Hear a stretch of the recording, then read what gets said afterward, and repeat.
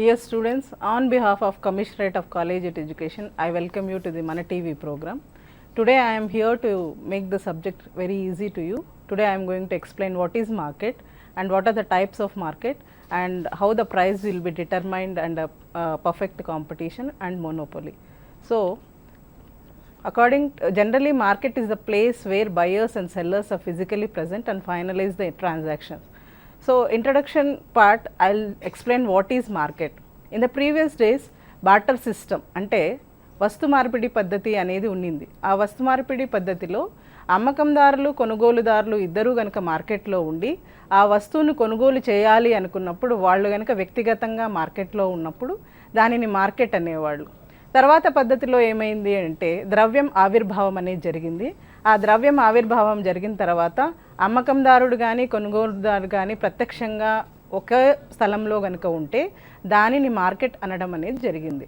So professor Stonier and professor Hague by a market economist mean any organisation where by buyers and sellers of a goods are kept in close touch with each other.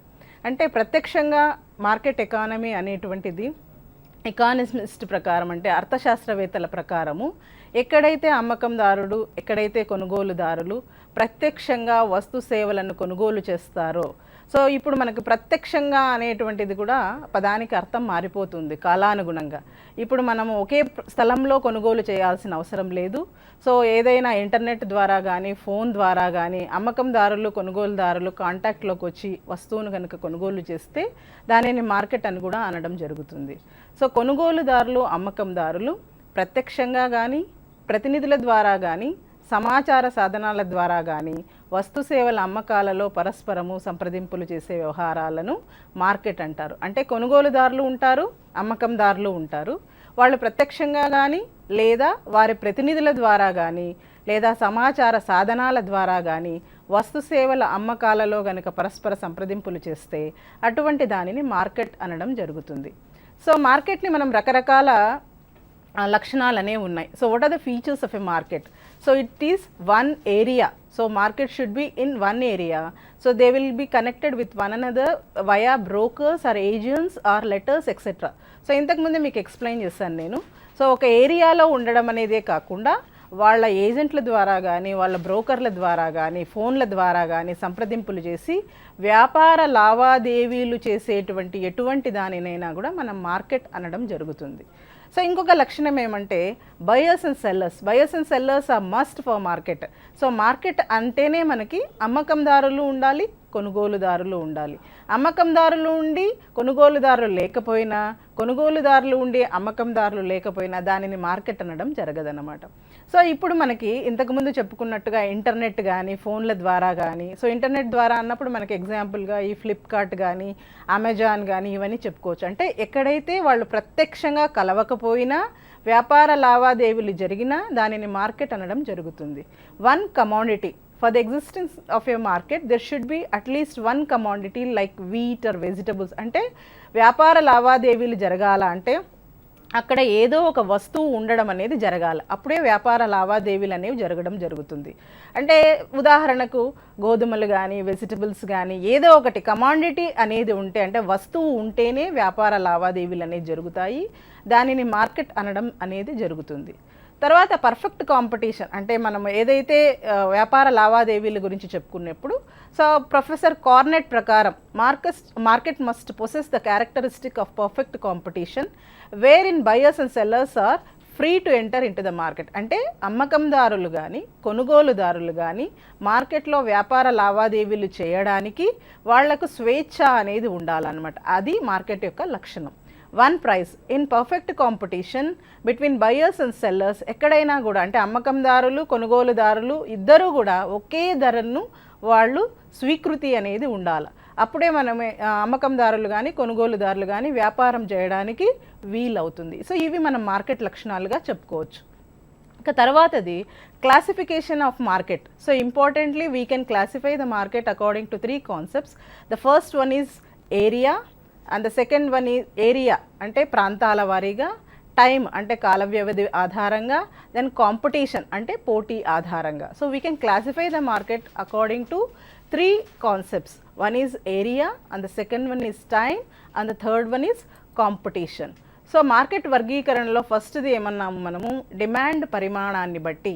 So demand పరిమాణాన్ని బట్టి అంటే లేదా ప్రాంతాల వారీగా కూడా మనం ఏం చేయొచ్చు అంటే మార్కెట్ని 4 రకాలు, అంటే స్థానిక మార్కెట్ని మనం రీజనల్ మార్కెట్ అని కూడా అంటున్నాము. సో స్థానిక మార్కెట్ లేదా రీజనల్ మార్కెట్, రెండవది జాతీయ మార్కెట్, మూడవది అంతర్జాతీయ market. So on the basis of area or region we can divide the market into 4 aspects. One is local market. Local market అంటే స్థానిక market. So when buyers and sellers are limited to an area or region, then the market is called local market. అంటే మనము పూర్వకాలంలో చూసుకున్నప్పుడు ఆ గ్రామాలలో జరిగేటువంటి సంతలను దీనికి ఉదాహరణగా తీసుకోవచ్చు. అంటే where buyers and sellers are limited to an area, అంటే ఆ ప్రాంతానికి వ్యక్తులు రావడము, ఆ ప్రాంతంలోనే వ్యాపార లావాదేవీలు కనుక నిర్వహిస్తే అటువంటి దానిని లోకల్ మార్కెట్ అంటారు. రీజనల్ మార్కెట్ అన్నప్పుడు ఇంకొంచెం పెరుగుతుంది. అంటే when buyers and sellers are concentrated to a certain region, అంటే లోకల్ అంటే అదొక గ్రామమే లేదా అదొక ప్రాంతమే ఉంటుంది. రీజన్ అన్నప్పుడు అదొక గ్రామం. అంటే లోకల్ మార్కెట్లోనే రీజనల్ మార్కెట్ అనేది కూడా ఒక భాగంగా మనం చెప్పుకోవచ్చు. The area is wider than the local market. అంటే లోకల్ మార్కెట్ కన్నా కొద్దిగా పెద్దగా ఉంటే దానిని మనం రీజనల్ మార్కెట్ అనడం జరుగుతుంది. ఇక రెండవది national market. When the demand of a commodity is limited the boundary of the country. Example, so ఏవైనా కూడా మనం ఉదాహరణలుగా తీసుకోవచ్చు. ఎప్పుడైతే నేషన్ వైడ్గా అంటే ఆ దేశానికి సంబంధించి రాష్ట్రాల మధ్యలో కనుక వ్యాపార లావాదేవీలు జరిగితే దానిని నేషనల్ మార్కెట్ అంటారు. సో ఆ commodity is limited to the boundary of the country, అంటే ఆ ప్రాంత సరిహద్దు, ఆ దేశ సరిహద్దుల్లో కనుక ఆ వస్తువుకు సంబంధించి వ్యాపార లావాదేవీలు కనుక జరిగితే దానిని మనం నేషనల్ మార్కెట్గా చెప్పవచ్చు. సో ఉదాహరణగా మనం ఇక్కడ market of Gandhi cap, Nehru cap ఇవన్నీ మనకు వేరే దేశాలలో వాడడం అనేది జరగదు. మన దేశంలోనే వివిధ రాష్ట్రాలలో కూడా ఇవి వాడడం జరుగుతుంది కాబట్టి దీనిని ఉదాహరణగా నేను చెప్పడం జరిగింది. ఇక నాలుగవది international market. When the demand of a commodity crosses the boundary of a country. So దేశ సరిహద్దులు దాటి వివిధ దేశాల మధ్య కనుక వ్యాపార లావాదేవీలు జరిగితే దానిని ఇంటర్నేషనల్ మార్కెట్ అంటాం, అంటే అంతర్జాతీయ మార్కెట్ అనడం జరుగుతుంది. సో మార్కెట్ వర్గీకరణలలో ఫస్ట్ది డిమాండ్ పరిమాణాన్ని బట్టి మనం 3 రకాలుగా విభజన చేయడం జరుగుతుంది. స్థానిక మార్కెట్, జాతీయ మార్కెట్, అంతర్జాతీయ market. So on the basis of area or region we can divide into 3: local market and regional market, and the second one is national market, and the third one is international market. ఇక రెండవ రకం ఏంటంటే కాలాన్ని బట్టి. కాలాన్ని బట్టి అంటే ఆ కాల పరిమితిని బట్టి మనం మార్కెట్ని 4 రకాలుగా విభజన చేయడం జరుగుతుంది. ఒకటి అతి స్వల్పకాలిక మార్కెట్, స్వల్పకాలిక మార్కెట్, దీర్ఘకాలిక మార్కెట్, అతి దీర్ఘకాలిక మార్కెట్. సో ఈ 4 రకాలుగా విభజన చేయడం జరుగుతుంది. So on the basis of time element we can divide into 4 types. The first one is very short, and the second one is short period, and the third one is long period, and the fourth one is very long period. అతి స్వల్పకాలికలో ఉండేటువంటి లక్షణం ఏమంటే supply of a good is limited, అంటే ఒక వస్తువు యొక్క supply అనేటువంటిది పరిమితంగా ఉంటుంది, దానిని మనము మార్చడానికి వీలవ్వదు. ఎప్పుడు వెరీ షార్ట్ పీరియడ్ అంటే ఒక గంట కానీ ఒక రోజు కానీ. సో ఇక్కడ మనకి మెయిన్గా ఏమి డిసైడ్ చేస్తుంది అంటే demand determines the price of such commodities. సప్లైని మార్చడానికి వీలవ్వదు, కానీ డిమాండ్ అనేటువంటిది ఇక్కడ ధరను నిర్ణయించడం అనేది జరుగుతుంది. అతి స్వల్పకాలిక మార్కెట్కు ఉన్నటువంటి లక్షణం ఇది. రెండవది short period. Production can be increased, అంటే ఏమి, మనము ఉత్పత్తిని కొద్దిగా పెంచడానికి లేదా మార్చడానికి వీలవుతుంది. ఇక్కడ demand plays an important role in price determination, అంటే ధర నిర్ణయంలో డిమాండ్ అనేటువంటిది అతి కీలకమైన పాత్రను వహిస్తుంది. ఇది స్వల్పకాలిక మార్కెట్ యొక్క లక్షణం. ఇక మూడవది దీర్ఘకాలిక లక్షణము. Supply can be adjusted to the quantity demanded, అంటే ఎవరైతే డిమాండ్ను మార్చడానికి లేదా డిమాండ్ను మార్చుకోవడానికి వీలవుతుందో ఆ డిమాండ్ను బట్టి సప్లైని కూడా మార్చడానికి వీలవుతుంది. ఇది supply plays an important role in price determination, అంటే ఇక్కడ ధర నిర్ణయం అనేటువంటిది సప్లై చేస్తుంది. అతి స్వల్పకాలిక మార్కెట్కి దీర్ఘకాలిక మార్కెట్కి ఉన్న తేడా ఇది. అతి స్వల్పకాలిక మార్కెట్లో డిమాండ్ అనేటువంటిది ధర నిర్ణయాన్ని చేస్తే, దీర్ఘకాలిక మార్కెట్లో మనకు సప్లై అనేటువంటిది ధర నిర్ణయం అనేది జరుగుతుంది. అందుకే ఇక్కడ దీనిని సాధారణ ధర అనడం కూడా జరుగుతుంది. వెరీ లాంగ్ అతి దీర్ఘకాలిక మార్కెట్లో demand supply, both demand and supply can be changed. అంటే డిమాండ్ని కానీ సప్లైని కానీ ఇక్కడ మార్చడానికి వీలవుతుంది. ఇక్కడ చాలా అంటే అతి దీర్ఘకాలిక అంటే 2 సంవత్సరాలు కానీ 3 సంవత్సరాలు కానీ ఇక్కడ మనం ఉదాహరణగా చెప్పుకోవచ్చు. Demand increases with the increase in the taste and habit. అంటే ఒకవేళ వినియోగదారులకు కనుక అభిరుచులు కనుక మారుతూ ఉంటే ఆ అభిరుచులకు తగ్గట్టుగా మనం డిమాండ్ని మార్చడానికి వీలవుతుంది. సో టైం ఎలిమెంట్ ప్రకారం అంటే కాలాన్ని బట్టి మనం 4 రకాలుగా విభజన చేయవచ్చు అని చెప్పుకున్నాం కదా మనము. సో ఫస్ట్ది అతి స్వల్పకాలిక మార్కెట్, రెండవది స్వల్పకాలిక మార్కెట్, మూడవది దీర్ఘకాలిక మార్కెట్, నాలుగవది అతి దీర్ఘకాలిక market. Very short period, long period and very long period. ఇక మిగిలిండేది మూడవది పోటీ ఆధారంగా, market based on competition. So ఇక్కడ మనం 2 రకాలుగా చెప్పుకోవచ్చు, perfect market and the second one is imperfect market. Perfect market అన్నప్పుడు అది మామూలుగా పరిపూర్ణ పోటీ లేదా సంపూర్ణ పోటీ అనడం జరుగుతుంది. ఇంపర్ఫెక్ట్ మార్కెట్ అన్నప్పుడు ఇది అసంపూర్ణ పోటీ మార్కెట్ లేదా అపరిపూర్ణ పోటీ మార్కెట్ అనడం జరుగుతుంది. సో ఇక్కడ పరిపూర్ణ పోటీ మార్కెట్ లక్షణాలు చెప్పుకొని తర్వాత పరిపూర్ణ పోటీ మార్కెట్లో ధర నిర్ణయం ఏ విధంగా జరుగుతుంది, అపరిపూర్ణ పోటీ మార్కెట్లో ఏమేమి రకాలు ఉంటాయనేది ఒకసారి తెలుసుకుందాం మనం. సో పోటీ స్వభావాన్ని బట్టి 2 రకాలుగా విభజన చేసుకుంటాం అనేటువంటిది మనం ఇంతకుముందే చెప్పుకోవడం జరిగింది. ఒకటి సంపూర్ణ పోటీ, ఇంకా రెండవది అసంపూర్ణ పోటీ. సో ఇక్కడ మనం మార్కెట్ స్ట్రక్చర్ కనుక చూసుకుంటే ప్రైస్ కాంపిటీషన్, పర్ఫెక్ట్ కాంపిటీషన్ అన్నప్పుడు పరిపూర్ణ పోటీ, ఇంపర్ఫెక్ట్ కాంపిటీషన్ అన్నప్పుడు అపరిపూర్ణ పోటీ లేదా అసంపూర్ణ పోటీ. ఆ ఇంపర్ఫెక్ట్ కాంపిటీషన్లో మళ్ళీ తిరిగి మనము 4 రకాలుగా చెప్పుకోవచ్చు. మొదటిది మోనోపోలిస్టిక్ కాంపిటీషన్ అంటే ఏకస్వామ్య పోటీ, అలిగోపొలి అంటే పరిమిత స్వామ్యము, డియోపొలి అంటే ద్విస్వామ్యము, నాలుగవది మోనోపొలి అంటే ఏకస్వామ్యము. సో పర్ఫెక్ట్ కాంపిటీషన్లో మనం ఏమన్నాము, పరిపూర్ణ పోటీ అన్నాము. అపరిపూర్ణ పోటీలో మళ్ళీ తిరిగి 4 రకాలుగా విభజన జరిగింది. So we have divided imperfect competition into 4 types. The first one is monopolistic competition, second one is oligopoly, third one is duopoly and the fourth one is monopoly. So ఇవంటే ఏమి, వీటి లక్షణాలు ఏమో కూడా తెలుసుకుందాము. ఎందుకంటే మనము ఏదైనా ఒక సబ్జెక్టు గురించి తెలుసుకోవాలి అంటే పూర్తి ఆ సబ్జెక్టు గురించి లేదా ఆ విషయం గురించి మనకి పూర్తి అవగాహన అనేది ఉండాలి. పర్ఫెక్ట్ కాంపిటీషన్ గురించి లక్షణాలు తెలుసుకుంటే అదే మనం ఇంపర్ఫెక్ట్ కాంపిటీషన్ అంటే ఏమి, అందులో రకాలను కూడా మనం తెలుసుకోవాల్సి ఉంటుంది. సో సంపూర్ణ పోటీ మార్కెట్ లక్షణాలలో మొదటి లక్షణంగా మనము ఎక్కువ సంఖ్యలో అమ్మకందారులు ఉంటారు, కొనుగోలుదారులు ఉంటారు. అంటే సంపూర్ణ పోటీ మార్కెట్ అనేటువంటిది లేదా పరిపూర్ణ పోటీ మార్కెట్లో ఎక్కువ సంఖ్యలో అంటే అమ్మకందారులు కానీ కొనుగోలుదారులు కానీ, మనం ఇంతకుముందే చెప్పుకున్నాం మార్కెట్ అనేటువంటి దానికి ఒక లక్షణం ఉంటుంది, అక్కడ అమ్మకందారులు ఉండాలి, కొనుగోలుదారులు ఉండాలి. కానీ ఇక్కడ ఏం చెప్పుకుంటున్నాము, ఎక్కువ సంఖ్యలో ఉండాలి.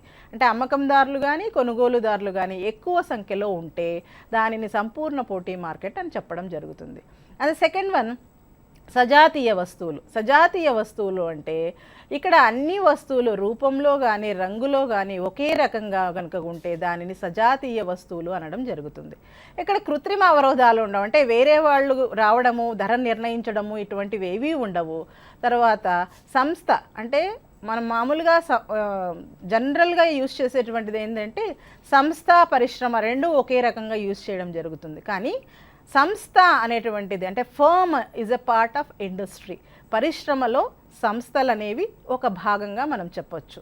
సో సంస్థలు అనేటివి పరిశ్రమలో ప్రవేశించడానికి కానీ నిష్క్రమించడానికి కానీ, అంటే ప్రవేశించేది ఎప్పుడు ప్రవేశిస్తారు, ఎప్పుడైనా లాభాలు వచ్చినప్పుడు పరిశ్రమలోకి బయట నుంచి సంస్థలు అనేవి లోపలికి ప్రవేశిస్తాయి.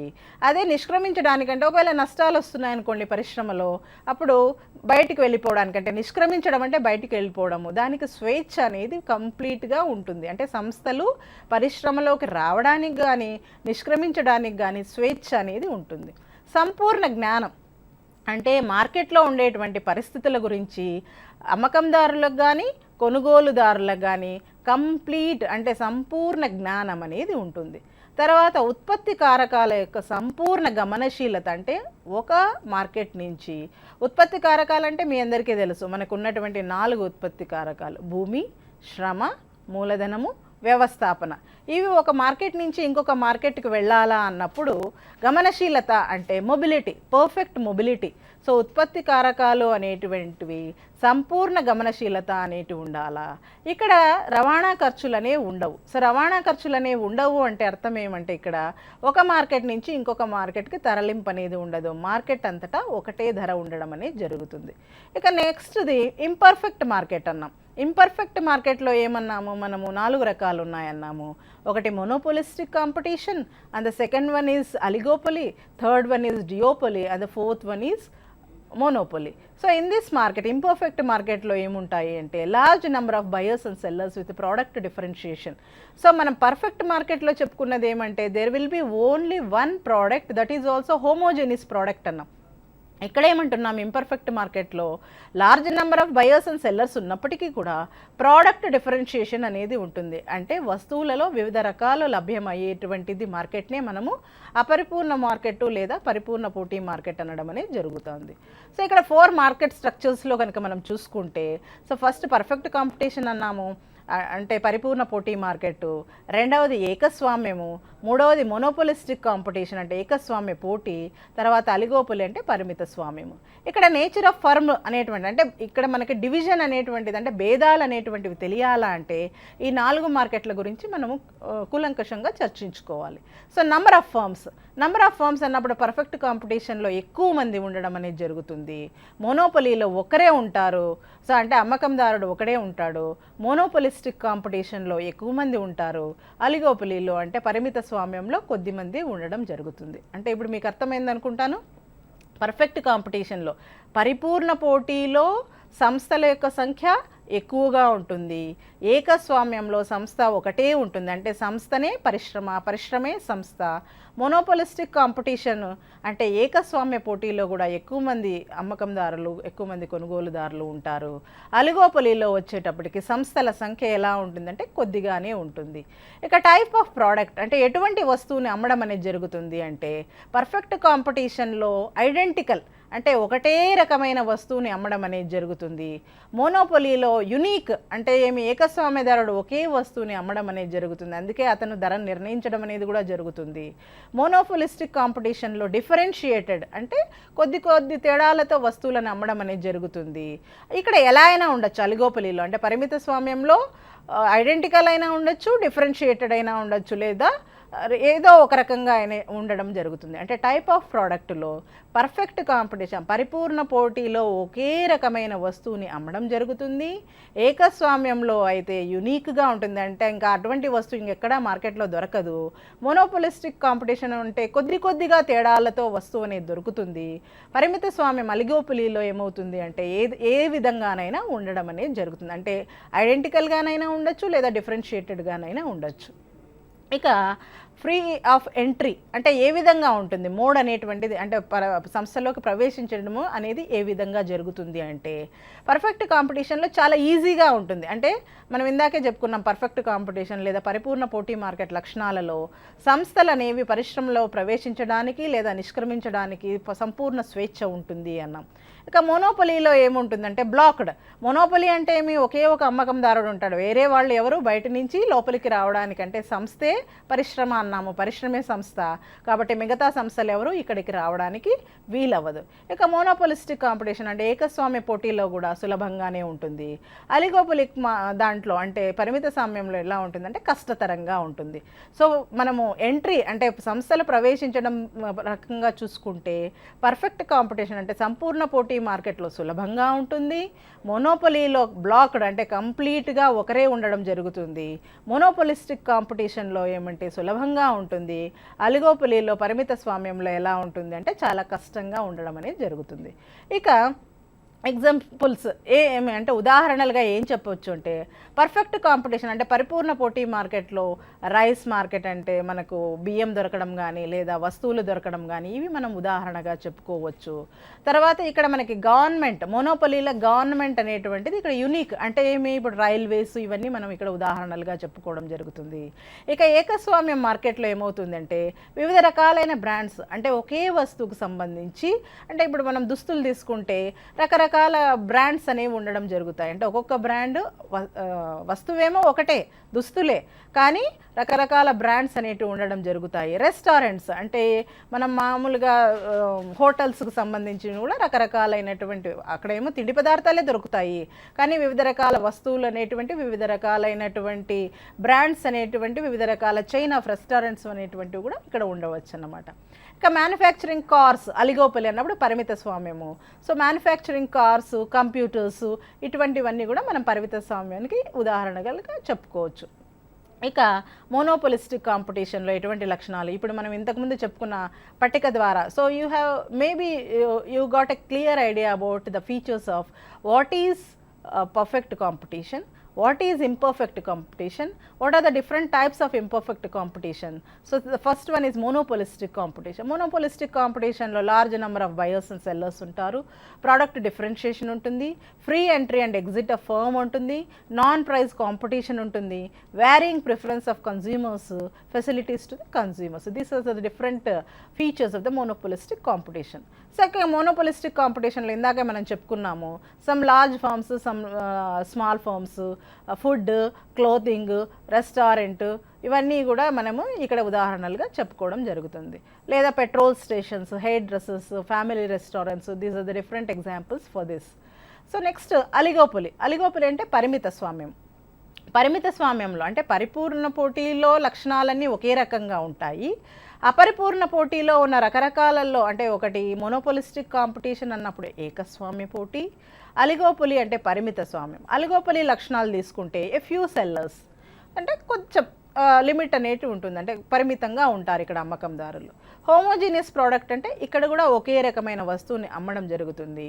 ఇంటర్ డిపెండెన్స్ అంటే ఒకదాని మీద ఒకటి ఆధారపడడం అనేది జరుగుతుంది. ఇక్కడ ఉండే ముఖ్యమైన లక్షణం ఏమంటే ఇక్కడ అడ్వర్టైజ్మెంట్ కాస్ట్ అనేటివి ఉంటాయి, అంటే ప్రకటన ఖర్చులు అనేవి ఉంటాయి. పరిపూర్ణ పోటీ మార్కెట్లో ప్రకటన ఖర్చులు అనేవి ఉండవు. So next, what is the distinguishing features of oligopoly అంటే పరిమిత స్వామ్యంలో ఉండేటువంటి లక్షణం ఏమంటే మ్యూచువల్ ఇంటర్ డిపెండెన్స్, అంటే ఒకరి మీద ఒకరు ఆధారపడి ఉండడం అనేటువంటిది ఒక లక్షణం అనమాట. What is mutual interdependence? A condition in which an action by one firm may cause a reaction on the part of other firms. అంటే ఒక సంస్థ ఏదైనా ఒక పాలసీ తీసుకుంటే దాని యొక్క ప్రభావం అనేటువంటిది మిగతా సంస్థలపైన కూడా ఆధారపడి ఉంటుంది పరిమిత స్వామ్యంలో. దానినే మనం మ్యూచువల్ ఇంటర్ డిపెండెన్స్ అని అనడం జరుగుతుందన్నమాట. So what does mutual inter dependence do to the demand curve? So మనం మామూలుగా కింక్డ్ డిమాండ్ కర్వ్ అనేది చెప్పుకుంటాం కదా, ఆ కింక్డ్ డిమాండ్ కర్వ్ మీకు సిలబస్లో కూడా ఉంది ఇది.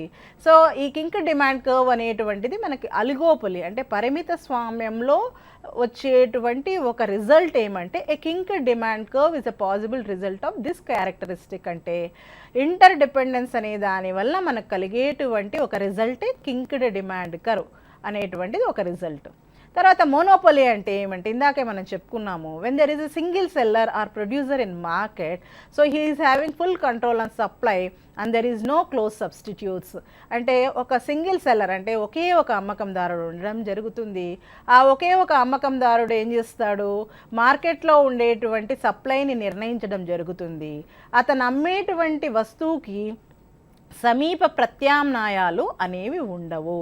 సో దీనికి ఉదాహరణగా మనం గవర్నమెంట్ అన్నాం. సో రైల్వేస్ కానీ, రాజస్థాన్ స్టేట్ ఎలక్ట్రిక్, మనం ఏపీఎస్సీబీ కూడా చెప్పుకోవచ్చు ఉదాహరణకి.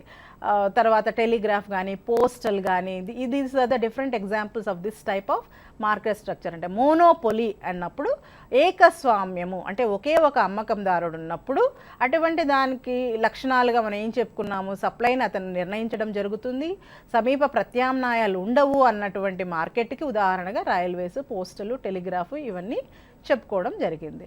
సో ఇక్కడ సింగిల్ సెల్లరు అంటే ఒకే ఒక అమ్మకందారుడు ఉంటాడు, కానీ ఎక్కువ మంది కొనుగోలుదారులు ఉండడం జరుగుతుంది. నో క్లోజ్ సబ్స్టిట్యూట్స్ అంటే సమీప ప్రత్యామ్నాయాలు ఉండవు. వన్ ఫర్మ్ అన్ ఇండస్ట్రీ అంటే మనం ఇందాకే చెప్పుకున్నాం కదా, సో సంస్థనే పరిశ్రమ, పరిశ్రమే సంస్థ. Restrictions on the entry, so బయట నుంచి ఎవరు రావడానికి వీల్ అనేది ఉండదు, సరే రెస్ట్రిక్షన్స్ అనేది ఉంటుంది. కంట్రోల్ ఓవర్ ద సప్లై అంటే సంస్థనే పరిశ్రమ, పరిశ్రమనే సంస్థ కాబట్టి సప్లైని నిర్ణయించడానికి అమ్మకందారుడికి పూర్తి అధికారం అనేది ఉంటుంది. సో అతను ఏం చేస్తాడు, ప్రైస్ని కానీ అంటే ధరను కానీ సప్లైని కానీ నిర్ణయించడం అనేది జరుగుతుంది. తర్వాత ఇందాక మనం చెప్పుకున్నాం, తెలుగులో చెప్పుకున్నటువంటివి ఇక్కడ మనం ఇంగ్లీష్లో ఇంకోసారి చూపిస్తాను. So perfect competition, what are the different features of the perfect competition అన్నప్పుడు, సో ఇక్కడ మనం మార్కెట్ స్ట్రక్చర్స్ చూసుకుంటే, సో మార్కెట్ స్ట్రక్చర్స్ అనేటివి మనకు క్లియర్గా అర్థం అవ్వాలి. First what is perfect competition, what is monopolistic competition, what is oligopoly and what is monopoly. So number of firms చూసుకున్నప్పుడు పర్ఫెక్ట్ కాంపిటీషన్లో ఎక్కువగా ఉంటారు, మోనోపోలిస్టిక్ కాంపిటీషన్లో కొంచెం తక్కువగా ఉంటారు, అలిగోపోలీలో తక్కువగా ఉంటారు, మోనోపోలీలో ఒక్కరే ఉండడం జరుగుతుంది. ఇక ఫర్మ్స్ ఇన్ఫ్లుయెన్స్ అండ్ ప్రైస్ లెవెల్స్లో, అంటే ప్రైస్ లెవెల్స్ అంటే ధర నిర్ణయంలో ఎలా ఉంటుంది అంటే, పర్ఫెక్ట్ కాంపిటీషన్ పరిపూర్ణ పోటీ మార్కెట్లో తక్కువగా ఉండడం జరుగుతుంది. తర్వాత ఏకస్వామ్య పోటీలో పరిమిత స్వామ్యంలో ఎలా ఉంటుందంటే కొంచెం ఎక్కువగా ఉంటుంది. అదే అలిగోపోలీలో అయితే చాలా ఎక్కువగా ఉంటుంది. మోనోపోలీలో అయితే ఒకడే ఒక అమ్మకందారుడు ఉంటాడు, అతనే ధర నిర్ణయం చేస్తాడు. కాబట్టి ఇక్కడ ధర నిర్ణయంలో అతని పాత్ర ఎక్కువగా ఉండడం జరుగుతుంది. So perfect competition it is a theoretical model. అంటే ఇంతకు ముందు మార్కెట్లలో ముందు కాలంలో పూర్వకాలంలో మనకు ఈ పర్ఫెక్ట్ కాంపిటీషన్ అనేటువంటిది కనపడేది, కానీ ఇప్పుడు ఇది మనకు అంతగా కనపడడం లేదు. అందుకే మోడర్న్ ఎకనామిక్ థియరీ అనేటువంటి book it's sinking. So it is a symbolically we are showing that perfect competition is not existing nowadays అనేటువంటిది. Nowadays we are explaining it as a theoretical model only. So what are the different assumptions means there are large number of firms. So ఎక్కువ మంది అమ్మకందారులు ఉండడం జరుగుతుంది, సంస్థలు కూడా ఎక్కువ సంఖ్యలో ఉండడం అనేది జరుగుతుంది. So what is perfect competition, what are the different అజంప్షన్స్లో individual firms are price takers. Price takers అంటే ఏమన్నాం మనము, సంపూర్ణ పోటీ మార్కెట్లో ఒకే ఒక ధర ఉంటుంది. సో ఆ ఉన్న ధరని అందరూ యాక్సెప్ట్ చేయడం అంటే అందరూ స్వీకరించడం అనేది జరుగుతుంది, సహజ స్వీకృతి అనేది ఉంటుంది. హోమోజీనియస్ ప్రోడక్ట్స్, సో ఇక్కడ మనం చూస్తున్నాము ఆ కంకులు అనేవి ఉన్నాయి. సో అవి all these are identical. So that's why we're calling it as homogeneous products. Next one freedom of entry and exit. So entry, so లాభాలు వచ్చినప్పుడు వివిధ సంస్థలన్నీ పరిశ్రమలో ప్రవేశించడానికి. So exit, when there are losses the existing firms can exit from the industry. And perfect knowledge of the market, all the firms or all the sellers and all the buyers, they are having perfect knowledge of the market. They know about the price, they know about the demand, they know about the supply. So everything they know about the market. So ఇక్కడ మనం ఇంకా market గురించి ఇంకా కీలకంగా చూసుకోవాలన్నప్పుడు total revenue. So అమ్మకందారుడు అనేటువంటి వ్యక్తికి సంబంధించిన భావనే టోటల్ రెవెన్యూ, మొత్తం రాబడి. ఈ మొత్తం రాబడి అనేది మనకి ఎలా వస్తుంది అంటే, ఉత్పత్తిదారుడు తాను ఉత్పత్తి చేసిన వాటిని మార్కెట్లో కనుక అమ్మితే అతనికి వచ్చేటువంటి దానినే మనం మొత్తం రాబడి అనడం జరుగుతుంది. సో మొత్తం రాబడి అనేటువంటి దానికి TR is equals to P into Q. P into Q అంటే పి అంటే ఒక యూనిట్కి ఉన్నటువంటి ధర, క్యూ అంటే ఎన్ని యూనిట్లను అతను మార్కెట్లో అమ్మడం జరుగుతుంది. ఈ రెండింటినీ కనుక మల్టిప్లై చేస్తే so we will get the TR. So TR is the revenue where firm is the selling price times the quantity sold. So P into Q we will get TR. Then marginal revenue. Marginal revenue means is the change in the total revenue. So when the seller is selling one additional unit, what is the additional revenue? అంటే ఒక ఏదైనా అదనపు వస్తువుని కనుక మార్కెట్లో అమ్మినప్పుడు అదనంగా అతనికి వచ్చిన రాబడిని మనం మార్జినల్ రెవెన్యూ అంటున్నాం. ఇక్కడ డెల్టా అన్నప్పుడు డెల్టా టీఆర్ అంటే the change in the total revenue divided by delta Q. So MR అంటే మార్జినల్ రెవెన్యూ, డెల్టా టీఆర్ అంటే టీఆర్లో చేంజ్ అంటే మొత్తం రాబడిలో మార్పు, డివైడెడ్ బై డెల్టా క్యూ అంటే మొత్తం పరిమాణంలో ఉండేటువంటి మార్పు. మొత్తం రాబడిలో మార్పును మొత్తం పరిమాణంలో మార్పుతో కనుక మనం భాగిస్తే then we will get marginal revenue. So ఇంకా ప్రైస్ డిటర్మినేషన్ ఇందాక మనం చెప్పుకున్నాం కదా. సో పరిపూర్ణ పోటీ మార్కెట్లో కనుక ధర నిర్ణయం అనేది ఏ విధంగా జరుగుతుంది అంటే, సో ఏదైనా మార్కెట్లో ధర నిర్ణయం అనేటువంటిది it depends upon the two factors. One is demand and the other one is supply. So ఇక్కడ మనం 3 అంశాలను తీసుకోవడం జరిగింది. The first one is price, and the second one is market demand, and the third one is market supply. So as all you know that there is the price first, initially the price is 50 rupees and the market demand is 100 units. You can observe through the table. So next the price has decreased to 40 and the demand has increased to అంటే ధర అనేటువంటిది తగ్గినప్పుడు demand అనేటువంటిది పెరిగింది. It has increased to 120 units. Again the 40 from 40 rupees the price has decreased to 30 rupees. Again the demand has increased from 120 units to 150 units. Again from 30 rupees to 20 rupees the price has decreased. So the 150 units to 200 units the demand has increased. అంటే 20 రూపాయలకు గనుక ధర తగ్గినప్పుడు 200 యూనిట్లకు market demand అనేటువంటిది పెరిగింది. తర్వాత ఇంకా ధర తగ్గింది అనుకుంటే 10 రూపాయలకు ధర తగ్గింది అనుకున్నప్పుడు ఇంకా మార్కెట్ డిమాండ్ అనేది పెరుగుతుంది. అంటే మనం మామూలుగా మన నిత్య జీవితంలో కూడా చూడొచ్చు, ఈ డిస్కౌంట్ సేల్స్ ఆఫర్లు ఇవన్నీ పెడుతూ ఉంటారు. అంటే ధర అనేటువంటిది తగ్గిస్తే వాళ్ళ ఉద్దేశం ఏమంటే అమ్మకందారులు డిమాండ్ అనేటువంటిది పెరుగుతుంది. So when the price is decreasing continuously the demand will be increasing continuously. So there is an inverse relationship between the price and the quantity demanded. So the curve will be, అంటే మనము ఈ ప్రైజ్ని market డిమాండ్ని కనుక ఒక రేఖాపటంలో చూపిస్తే, if you are showing in with the help of a diagram, so initially all the students should remember, so when you are drawing a diagram, first you should mark the axis. So on y axis what you are measuring and on x axis what you are measuring.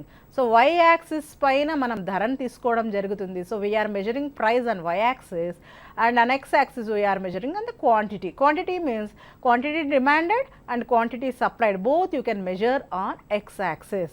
So now we are observing that when the price is decreasing from 50 to 40 rupees, 42 rupees to 40 rupees to 30 rupees, 30 rupees to 20 rupees, 20 rupees to 10 rupees, then the quantity demanded is increasing from 100 to 120, 120 units to 150, 150 units to 200, 200 to 300. So ఇక్కడ మనకి అర్థమైంది ఏమై, price అంటే ధర అనేటువంటిది తగ్గుతూ ఉంటే demand అనేటువంటిది కంటిన్యూస్గా పెరుగుతూ ఉంది. ఈ రెండిటి మధ్య విలోమ సంబంధం ఉంది కాబట్టి డిమాండ్ రేఖ, అంటే మార్కెట్ డిమాండ్ రేఖ చూస్తున్నారు కదా ఇక్కడ, డిడి అనేటువంటిది మార్కెట్ డిమాండ్ రేఖ. ఇది ఎడమ నుంచి కుడికి కిందికి వాలి ఉంటుంది. అంటే it's a falling curve from left to right. So it shows the relationship between the price and the quantity demanded. ఇక మూడవ కాలంలో మనం ఏం తీసుకున్నాము, market supply. So market supply అంటే ధరకు మార్కెట్ సప్లైకు ఉన్నటువంటి సంబంధాన్ని మనం వివరించడం అనేది జరుగుతుంది. When the price is 50 rupees then the supply is 200 units. అంటే ఉత్పత్తిదారుడు 200 యూనిట్లను సప్లై చేయడం జరుగుతుంది. ఇప్పుడు 50 రూపాయల నుంచి 40 రూపాయలకు తగ్గింది అనుకుందాము. సో అప్పుడు సప్లై అనేది, అంటే ఉత్పత్తిదారుడికి ధర తగ్గితే ఏమవుతుంది, రాబడి అనేది తగ్గిపోతుంది. కాబట్టి 200 యూనిట్ల నుంచి 180 యూనిట్లకు సప్లైని తగ్గించడం జరిగింది.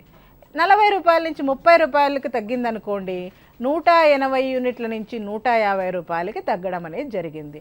తర్వాత 30 రూపాయల నుంచి 20 రూపాయలకి కనుక తగ్గింది అనుకోండి, 150 యూనిట్ల నుంచి 110 యూనిట్లకు తగ్గడం అనేది జరిగింది. తర్వాత 10 రూపాయలకు తగ్గింది అనుకోండి, 50 యూనిట్లకు తగ్గింది. అంటే ఇక్కడ మనం అర్థం చేసుకోవాల్సింది ఏమంటే, when the price is decreasing continuously, the supply is decreasing. That means there is a direct relationship between the price and the quantity supply. So in this same diagram we are explaining that we are taking the price on the y axis and the quantity supplied we are taking on the x axis. So here this is the equilibrium point. Ante demand curve is a falling curve from left to right and supply curve అంటే SS అనేటువంటిది supply curve, it's a rising curve from left to right. It shows the direct relationship between the price and the quantity supplied. ఈ రెండు ఎక్కడైతే సమానమైనాయో అక్కడ ఏమంటున్నాం మనం, equilibrium point అంటే సమతౌల్య స్థితి. సో అక్కడ OQ is a equilibrium point. So ఈ OQ అనేటువంటిది ఈక్విలిబ్రియం పాయింట్. అంటే మనకు ఎక్కడైతే ఇవి రెండు సమతౌల్యం ఉన్నాయో సమతౌల్య పరిమాణం అంటున్నాము, ఇక్కడ OP అనేటువంటిది సమతౌల్య ధర అంటున్నాము. సో దీనినే మనం ఏమంటున్నాము, డిమాండ్ అండ్ సప్లై అనేటువంటిది మనం ఏ విధంగా నిర్ణయం చేస్తామనేటువంటి DDSS రెండు ఎక్కడైతే సమానమవుతాయో అక్కడ మనకి సంపూర్ణ పోటీ మార్కెట్లో ధర నిర్ణయం అనేది జరుగుతుంది. సో ఇక్కడ కూడా ఇదే ఎగ్జాంపుల్ని ఇంకొక రేఖాపటంలో చూపించడం అనేది జరిగింది.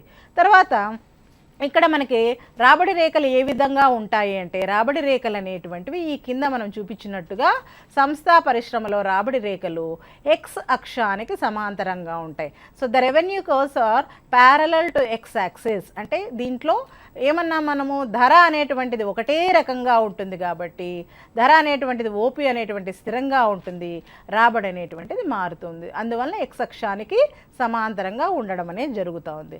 తర్వాత ఇక్కడ మనం ప్రాఫిట్ మ్యాక్సిమైజేషన్ అనేది ఏ విధంగా జరుగుతుంది అన్నప్పుడు, సో ఇక్కడ మనం ఎంసీ ఏసీ అనేటువంటి రేఖల్ని చూపించడం అనేది జరుగుతుంది. సో ఇక్కడ మీరు క్లియర్గా చూడొచ్చు ఏసీ ఎంసీ అనేటువంటి రేఖలు అనేవి ఉండడం జరిగింది. ఏసీ అనేటువంటిది వ్యయరేఖ, so it is average cost curve, and AMC is a marginal cost curve. ఇందాక మనం చెప్పుకున్నట్లుగా ప్రైస్ డిటర్మినేషన్ అనేటువంటిది డిడి రేఖ, ఎస్ఎస్ రేఖ, దిస్ ఈస్ ద ఈ point where the equilibrium point.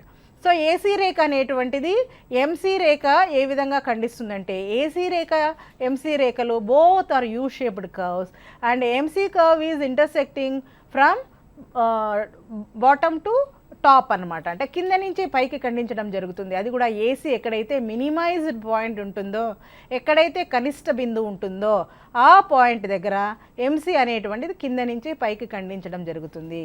అదే ఈ బిందువు అక్కడ AR is equals to D is equals to MR is equals to AC అనేటువంటిది ఇక్కడ జరుగుతుంది. అదే మనము సమతౌల్య బిందువు అనేది వివరించడం జరుగుతుంది. ఇక్కడ టీఆర్ కర్వ్ ఏ విధంగా ఉంది, టీసీ కర్వ్ ఏ విధంగా ఉంది, ఇవన్నీ మనం ఈ కర్వ్ ద్వారా చూపిస్తున్నాము. టీఆర్ కర్వ్ అంటే మొత్తం రాబడి రేఖ ఏమో ఎడమ నుంచి కుడికి పైకి పోతూ ఉంది. సో మనం ఇక్కడ చూపిస్తున్నటువంటి బిందువు ఏమి, ఇక్కడ మొదట్లో మనం వ్యాపారం స్టార్ట్ చేసినప్పుడు వ్యయం అనేది ఎక్కువగా ఉంటుంది, తర్వాత వ్యయం అనేటువంటిది రాబడి కంటే తక్కువగా ఉంటుంది, కాబట్టి అమ్మకందారుడికి లాభం అనేది రావడం జరుగుతుంది. So this is the price determination and perfect competition during long period. ఇందాక మనం ఎక్స్ప్లెయిన్ చేసినట్టుగా ఏసీ కర్వ్ని ఎంసీ కర్వ్ కింద నుంచి పైకి ఖండించడం జరుగుతుంది, and AR curve and MR curve అంటే రెవెన్యూ కర్వ్స్ ఎక్స్ యాక్సిస్కి ప్యారలల్గా ఉండడం జరుగుతుంది. ఇక మనం రెండు అంశాలను ఇక్కడ వివరించడం జరుగుతుంది. Effect of change in demand and price while supply held constant. అంటే ఇప్పుడు మనం ఇందాక చెప్పుకున్నట్టుగా demand curve and supply curve రెండు ఒక చోట కనుక ఈక్వల్ అయితే, that is equilibrium point. Suppose supply is constant, so supply కాన్స్టాంట్గా ఉన్నప్పుడు డిమాండ్ ఫస్ట్ డీడీ కర్వ్ అది కనుక పెరిగింది అనుకోండి, it will shift the right side. అప్పుడు ఏమవుతుంది, డిమాండ్ పెరిగితే ఆటోమేటిక్గా ధర అనేటువంటిది పెరుగుతుంది.